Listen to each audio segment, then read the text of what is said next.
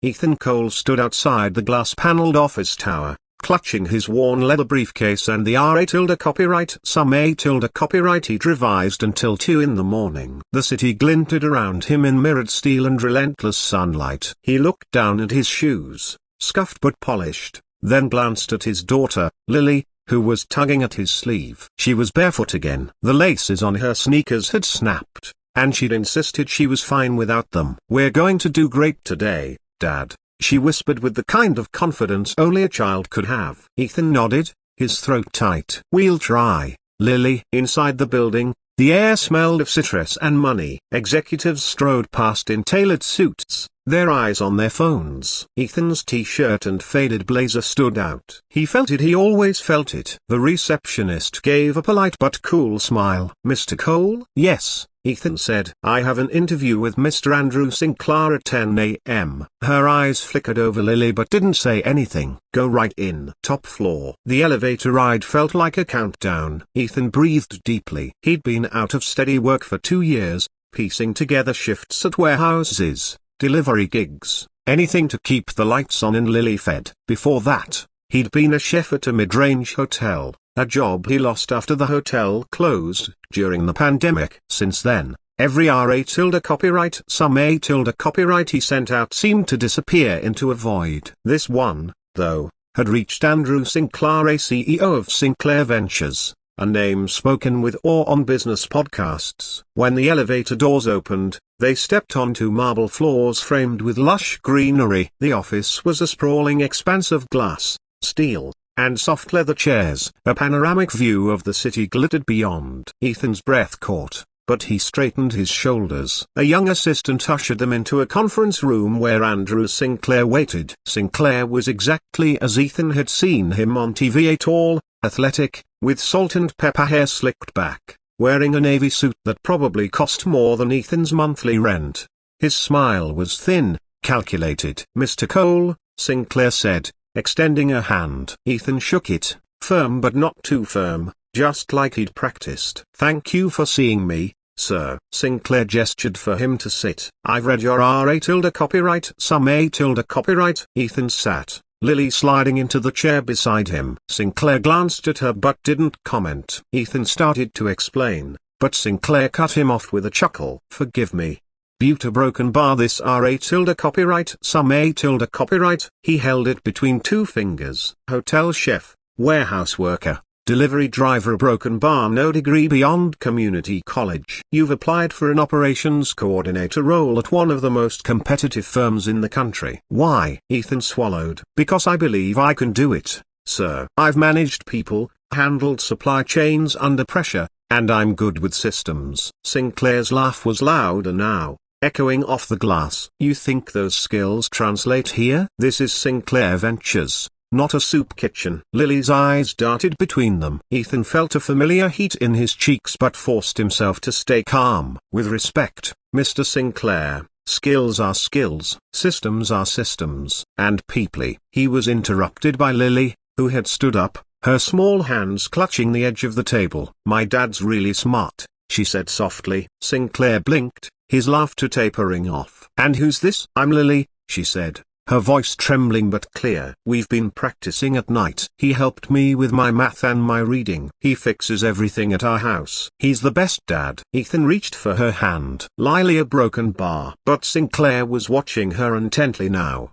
His eyes dropped to her bare feet. "You don't have shoes?" "They broke," Lily said. "We couldn't get new ones yet." A silence spread in the room like spilled ink. Sinclair sat back, something flickering across his face. A discomfort? Memory? He reached for his glass of water but didn't drink. "Well," he said finally, "I suppose everyone deserves a chance." He glanced at Ethan. "We're hiring for a temporary project assistant role. It's not glamorous, but it's something." "Interested?" Ethan hesitated. He'd applied for a coordinator position, a salaried job, benefits. But the assistant role could be a foot in the door. "Yes," he said quietly. "Thank you." Sinclair nodded to his assistant. "Get HR to draw up a contract." As they left the building an hour later, Ethan squeezed Lily's hand. "We did it," he said. But his voice wavered. It wasn't the job he'd dreamed of. Still, it was a start. The next few weeks were a blur. Ethan threw himself into the assistant role, managing schedules, analyzing supply shipments, and quietly reorganizing the warehouse logistics system no one had touched in years. He arrived early, stayed late, and never complained. Lily waited for him at a small daycare center nearby,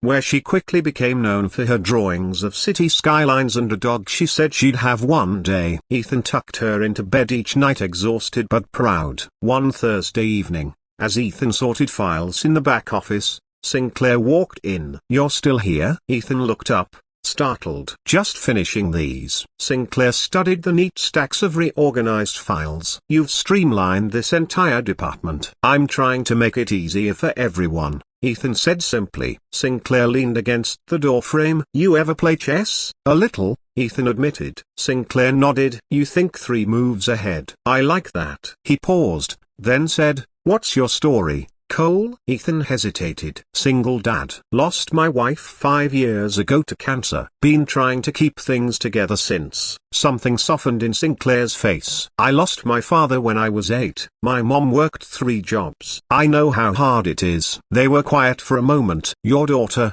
Sinclair said finally. "She's bright." "She's everything," Ethan said. Sinclair nodded again, then left without another word. 2 days later, Ethan was called to a meeting with the board. He assumed it was about logistics. Instead, Sinclair announced to the room, "I'm promoting Mr. Cole to operations coordinator effective immediately." Ethan blinked, stunned. The board members looked skeptical, but Sinclair's word was law. After the meeting, Ethan found Lily waiting in the lobby with a paper crown she'd made at daycare. He knelt down and hugged her tight. "We're going to be okay," he whispered. But the story didn't end there. As Ethan settled into his new role, he discovered something troubling. Sinclair Ventures was planning to shut down a local manufacturing plant, which would throw hundreds out of work. Ethan pored over the numbers and realized the closure wasn't strictly necessary. With a few changes in supply routing and scheduling, the plant could be profitable. He wrestled with the decision. Speaking up could cost him his job, but staying silent would betray the very values he wanted to teach Lily. One night, as they ate macaroni and cheese at their small kitchen table, Lily asked, "Dad, why do you look sad?" He smiled faintly. "Just thinking about work." "About Mr. Sinclair?" "Yes." "Maybe you should tell him the truth," Lily said, drawing a picture of a factory with a heart on it. Ethan stared at the drawing for a long time. The next morning, he knocked on Sinclair's office door. "Sir, do you have a minute?" Sinclair glanced up from his laptop. "Make it quick." Ethan laid out the numbers, the routes, the projected savings. "If we do it this way, we don't have to close the plant," he said, his voice steady. Sinclair frowned. "This isn't your department anymore." "No," Ethan said. "But it's the right thing to do." Sinclair leaned back, arms crossed. "Why do you care?" "These people aren't your responsibility." "Because someone cared about me once," Ethan said quietly, "and it saved my life." For a long moment, Sinclair said nothing. Then he turned the spreadsheets around and studied them again. Finally, he looked up. "Leave this with me." Ethan left the office trembling. That night he barely slept. 2 days later, Sinclair called a press conference announcing that the plant would remain open.